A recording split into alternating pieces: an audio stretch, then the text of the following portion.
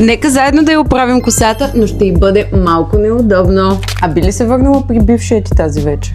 Ами ако ми пише след 11 вечерта.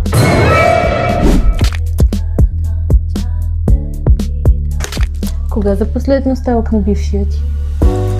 Вчера. И беше с друга в Гърция. Да. А добре, кое е най-странното съобщение, което си получавала от мъж?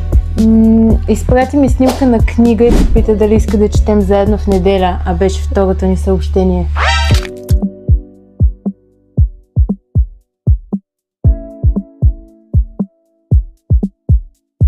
Последен въпрос.